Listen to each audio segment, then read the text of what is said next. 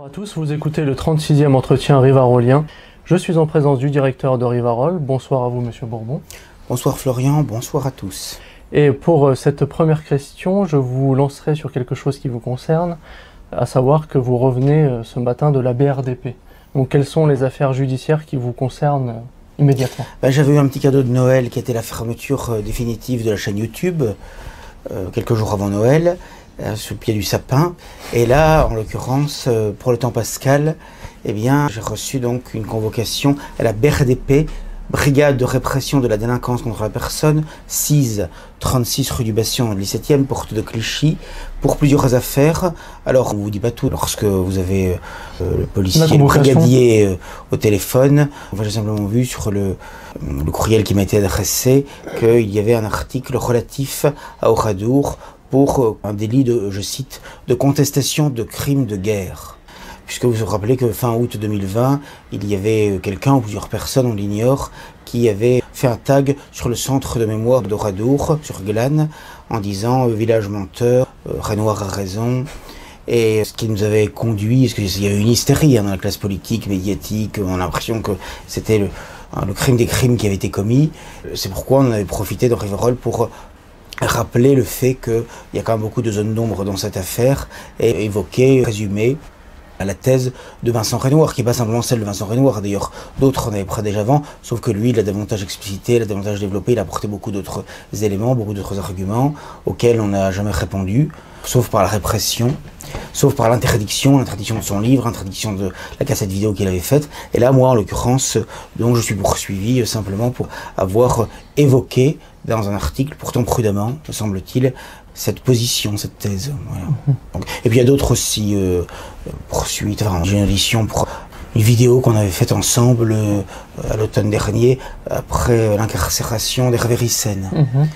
Et puis il y a aussi d'autres articles également, je crois, relatifs au confinement. Je ne sais pas ce qui m'a reproché là-dedans, j'en sais rien. Voilà, enfin bon, je crois qu'il y a 3 ou 4 affaires. Donc on ne me lâche pas en quelque sorte, mais l'objectif de toute façon d'un certain nombre d'associations, ils l'ont dit, pour moi comme pour d'autres, c'est que je finisse derrière les barreaux finalement. Voilà, il s'agit de me traiter comme Hervé Ryssen finalement. Parce qu'aujourd'hui finalement, le choix c'est l'exil ou la prison. Il y a un certain nombre de personnalités judéo-critiques ou judéo-sceptiques qui ont quitté le pays.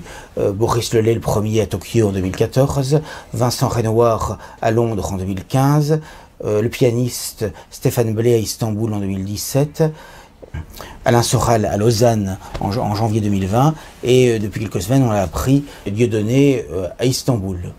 Il a d'ailleurs fait une demande d'asile politique officielle via ses avocats à la Turquie, de M. Erdogan. Apparemment il est déjà là-bas. Voilà. Donc en fait il ne reste plus grand monde osant aborder d'une manière ou d'une autre la question juive ou le révisionnisme historique en France.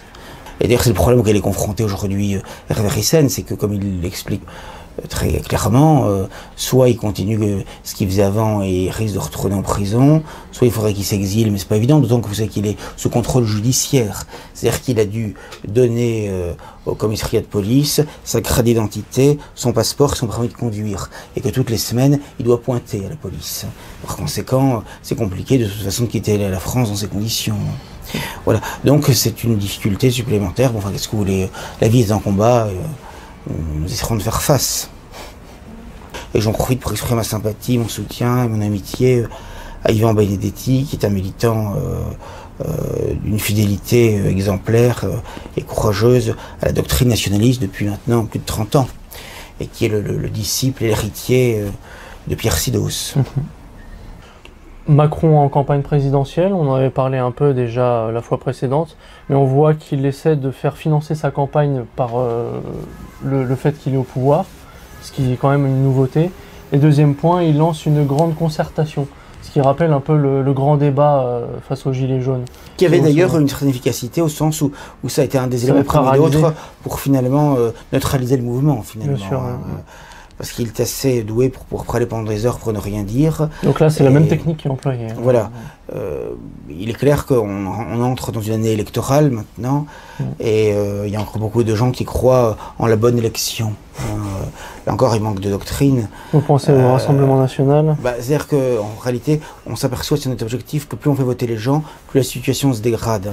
Je rappelle qu'il y a quelques décennies, il n'y avait pas d'élection présidentielle au suffrage universel, ça n'est que depuis 1965. Il n'y avait pas d'élection européenne, ça n'est que depuis 1979. Et il n'y avait pas d'élection régionale, ça n'est que depuis 1986. Par conséquent, on s'aperçoit que plus on fait voter, ce qui est une période de temps, d'argent, d'énergie absolument considérable, et finalement on voit que le pays va toujours de plus en plus mal. Et malheureusement, c'est une drogue qui fonctionne encore, finalement. Et donc là, il y aura des élections régionales et départementales en juin. Elles auraient lieu en mars, elles ont été reportées à cause du Covid. Et puis il y aura les élections présidentielles, en principe, en printemps prochain, suivies quelques semaines après des élections législatives. Par conséquent, les scrutins vont être très nombreux, et on voit très bien que tout est mis en place pour nous vendre à nouveau un duel, ou un duo plutôt, c'est plus un duo qu'un duel, entre Emmanuel Macron et Marine Le Pen, finalement. Le drame, c'est que beaucoup de gens pensent peut-être qu'il y a une grande différence entre les deux, alors que c'est la même marchandise avariée et frelatée qui nous est présentée, finalement, puisque, au fond, finalement, Marine Le Pen, c'est pourquoi d'ailleurs elle a été tant médiatisée depuis 20 ans, depuis 2002, elle a tout renié, finalement, que ce soit sur la question du révisionnisme, du lobby juif, mais que ce soit sur les questions liées à la famille, à la vie, les questions liées à l'avortement, à la loi Guesso, à la loi Pleven, la liberté d'expression, que ce soit même sur la question européenne, puisque depuis le départ un peu forcé de Philippot, finalement, même sur l'Union européenne, finalement, elle a tout lâché. Ils ne sont plus pour la sortie ni de l'euro ni de l'Union européenne. Par conséquent, et sur l'immigration, de la même manière, ils ne sont pas du tout ni pour la réimmigration, ni pour une politique vraiment ferme dans ce sens. Par conséquent, elle est tout à fait compatible avec le système, la République, elle se réclame de la laïcité. Qui dit pourtant avoir peur d'elle, puisque même Jacques Attali a dit qu'il fallait un sursaut républicain, sinon elle allait gagner. Mais je crois qu'il a dit qu'elle pourrait gagner, ou même il avait prédit, je crois qu'elle gagnerait, comme en général, comme il avait prédit pour Macron. En général, quand ses prédictions se révèlent en général justes, par conséquent, ça n'est pas impossible. Si le rejet de Macron est plus important que celui de Marine Le Pen l'année prochaine, comme de toute façon ne présente rien à danger pour le système, ce n'est pas une hypothèse totalement impossible. Ça n'est pas le plus probable, mais elle n'est pas totalement impossible. Et en région PACA. Et dans ce cas-là, si elle est élue, là, pour le coup, au niveau de la politique, au niveau de l'incompétence, on arrivera en dessous du zéro, en dessous du niveau de la mer. Je dirais même en dessous du niveau de la mer morte, parce que je veux dire, il y a une telle incompétence, ça va être un festival, je veux dire, ça sera quelque chose. Ça, je peux vous l'annoncer d'avance. Je vois les gens qui pensent qu'elle va redresser la France, elle n'a rien redressé du tout. Ça va être, vous assurer que ça va être. En fait, ça pourrait être amusant d'un côté à voir. Oui, ça va donner. Il y en a qui vont lui mener la vie dure. Mais ça va accélérer le chaos. Voilà, je veux dire, les gens qui pensent que ça va redresser quoi que ce soit s'illusionnent. La ruine et le chaos seront encore plus proches. D'ailleurs, ça qui est triste, parce que s'il y arrive 50 ans après la naissance du Front National, quand je vois le dévouement de tant de gens pendant un demi-siècle, finalement, pour essayer de défendre la France française, et voir ce qu'on va avoir, parce qu'en plus, maintenant, c'est qu'un nid d'homosexuels, d'homosexualistes, de francs-maçons. C'est pour ça. Elle reprend, quand vous pensez qu'elle reprend PACA, où la région, a priori, dans le plus de chances, peut-être, éventuellement, de gagner, ou de faire un très gros score, elle prend Thierry Mariani, qui est une planche pourrie, qui a été à l'UM, au RPR, à l'UMP pendant des années, qui était le principal adversaire de Bompard à Orange, où il a été odieux d'ailleurs, avec lui et le Front National à l'époque, et là on le mettait de liste, c'est quand même scandaleux, je veux dire. Et il n'est là uniquement que parce qu'il n'avait pas été repris comme député ou député européen sur la liste des Républicains de LR. C'est uniquement pour ça, quoi, je veux dire. Et l'autre, c'est pareil. Donc voilà, l'autre LR qu'ils avaient pris, Gouraud, c'est catastrophique. Et on le fait au détriment de militants. Bon, il faut dire que maintenant, des cadres de valeur, il n'y en a quand même plus beaucoup aujourd'hui. C'est l'exception s'il y en a encore. Ils n'ont jamais voulu s'implanter localement, et puis avec la fille, ça a été encore pire. Il ne restait plus que les ondes télévisuelles. C'est ça. C'est un désastre absolu quand je vois c'est ce mouvement qui est un mouvement militant. Je me rappelle. C'est le livre d'Anne Kling, après tout ça pour ça. Tout à fait, oui, c'est exactement ça. L'époque des BBR. C'est-à-dire qu'à un moment où les événements font qu'il aura le plus de chances de gagner, elle a tout renié finalement. Voilà, donc bon, c'est dramatique. Mais c'est pour ça d'ailleurs qu'elle a été mise en avant. Elle n'est là que pour ça, c'est évident. Oui, ça permet de maintenir le statu quo finalement. On a commémoré également les 40 ans de présidence de François Mitterrand. Oui. Avec les 30 Glorieuses, et un petit peu toute la mythologie qu'il y a autour. Donc, vous, qu'est-ce que ça vous dit, tout ça? En fait, il y a des gens dans nos milieux qui ont encore une certaine sympathie pour François Mitterrand. Évidemment, ses successeurs ont été encore pires, c'est toujours de pire en pire. Donc, les gens ont une petite nostalgie du passé, mais si on regarde les choses objectivement, il a été quand même désastreux dans sa longue et interminable présidence, qui a duré 14 ans, puisqu'on lui doit quand même l'invasion migratoire, qui certes avait commencé déjà sous Pompidou et Giscard, même déjà à la fin de De Gaulle, mais disons que lui, il l'a aggravé considérablement, en supprimant la préférence nationale en 1981, régularisant la totalité des immigrés clandestins dès 1982, en accordant une carte automatique de 10 ans de séjour, automatique de 10 ans, hein, en 1984, en accordant des naturalisations massives. C'est-à-dire que d'abord, on régularisait les immigrés, puis on les naturalisait. Hein. Ce qui faisait en plus des Français de papier, des Français transgéniques, dont on pensait que ça ferait des électeurs pour la gauche, qui s'est souvent vérifié d'ailleurs. Hein. Donc c'était très cynique en fait. Hein. Donc il y a eu ça. Sur le plan des mœurs, c'était aussi une catastrophe, puisqu'il y a eu le remboursement de l'avortement. On rembourse l'avortement comme il s'agissait d'un rhume, alors que c'est un crime abominable. Hein. Il s'agit de tuer un être humain. Bon. Contrairement à ce que certains pensent, la liberté d'expression a été quand même mise en cause avec la loi Guesso en 1990, hein, faut l'oublier.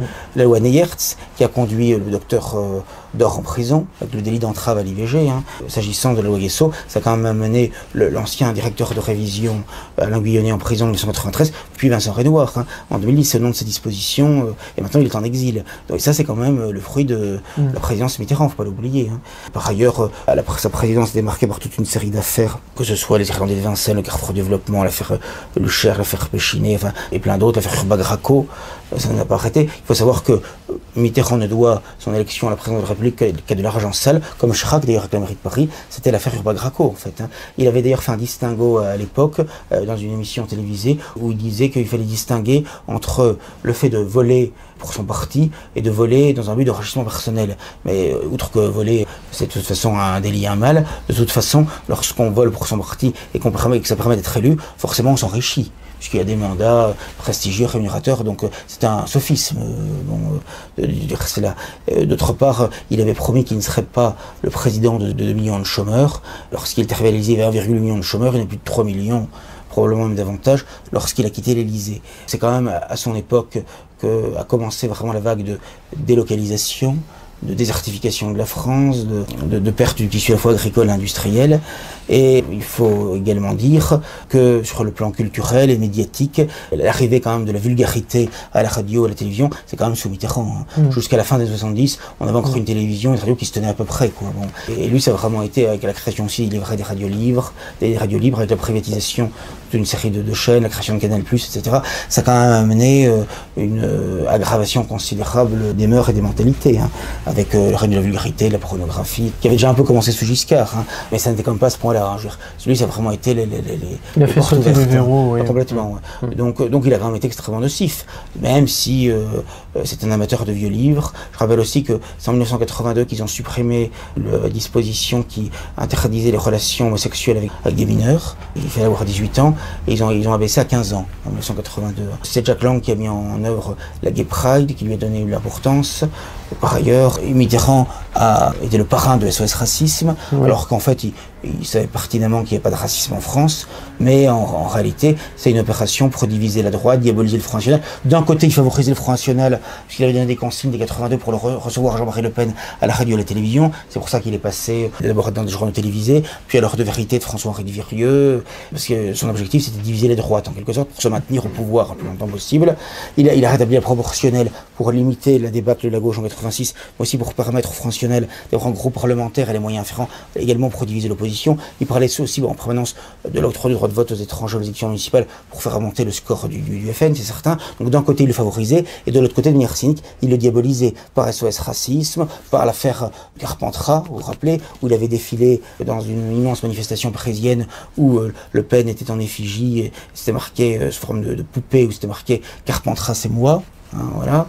Ça avait été absolument odieux. Hein. C'est-à-dire à partir de cette époque-là qu'il y a eu une diabolisation vraiment du Front National renforcée. C'était à l'époque où Jean-Christophe Cambadélis, le dirigeant du Parti Socialiste, avait théorisé la notion, je cite, de harcèlement démocratique. Hein. Ce qui fait que lorsque le Front National, mais d'autres mouvements patriotiques ou nationaux, nationalistes, voulaient louer une salle, un restaurant, une auberge, un lieu quelconque pour une manifestation, une réunion, etc., ça leur était refusé parce qu'il y avait des pressions de la gauche, etc. Voilà. Ça a duré quand même un certain temps. Hein. Il y a eu un moment très violent, avec Pierre Jox et d'autres à la manœuvre.